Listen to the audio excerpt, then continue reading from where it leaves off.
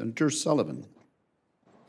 Thank you, Mr. Chairman. And Governor, I appreciated our opportunity to have a good discussion on a number of critical issues yesterday, so thanks for your time. And I'm going to follow up on some of those in my remarks. One thing that I didn't get to ask you about was this issue that you highlighted in your testimony today, which I watched and I thought was very powerful. Good paying jobs, and the story about your dad losing a job. I think that's going to be critical as we're in this recession. And to be honest, one of the things I'm worried about, we've had a huge development in America with regard to the energy sector. This is everything: renewables, clean energy, oil, gas, where we have become the dominant player in the world. Pretty remarkable. Almost everybody thinks that's a good thing, to be the superpower of energy again, all of the above energy, and it definitely produces millions of good jobs. It's reduced greenhouse gas emissions with the revolution in natural gas, stretched budgets for families. But one concern I have, I'm having a hard time finding anyone in the incoming Biden cabinet who will be an advocate for a strong energy sector in America. This to me seems like a very basic, non-controversial proposition. And in fact, out of the gates, some of the Biden administration's moves seem to be directly targeted at actually killing energy sector jobs or related sectors. So can I ask you to commit to being that advocate, given your important position, should you be confirmed, for the energy sector, broad-based, everything, renewables, clean energy, wind, as you've been a leader in, but also traditional energy, oil and gas, and certainly not to be an advocate for putting thousands of people out of work in this sector, which has already happened in the first week of the Biden administration. Can I get your commitment on that? Thank you, Senator, and thank you for your time yesterday.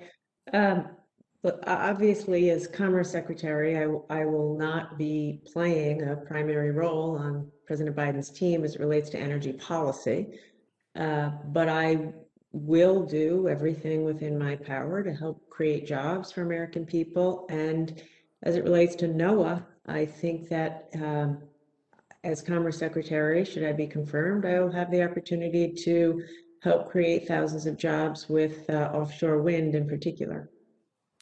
Let me, well, I appreciate that. I just want to make sure that, again, there shouldn't be discrimination against good paying jobs. And I'm starting to feel that there is. And we shouldn't have that in our country, particularly as we're in a recession. Let me talk, and again, I really appreciated our opportunities to chat yesterday. I just want to get your commitments that we talked about. Having broad-based sustainable fisheries is going to be critical for America. You will be the leader in this if confirmed, overseeing NOAA. As I mentioned yesterday, over almost two-thirds of all fish harvested in the United States come from Alaska. So we are the superpower of seafood. No offense to my colleague, Senator Scott, who's sitting right next to me from Florida.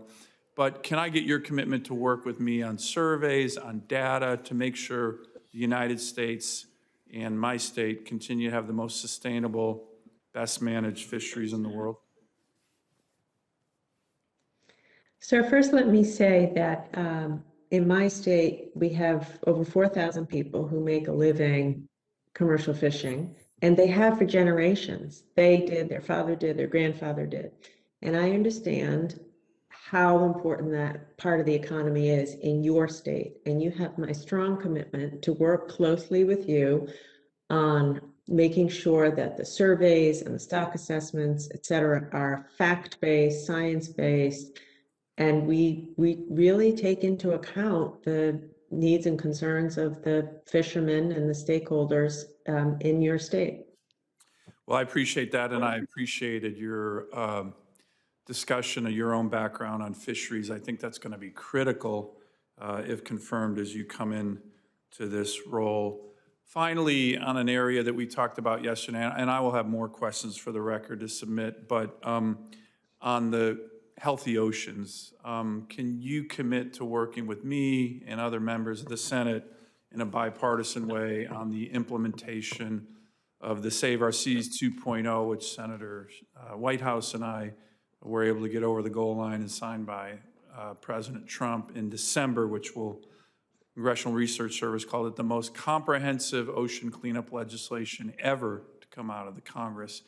A lot of the implementation that will be under your leadership if confirmed. Yes, absolutely.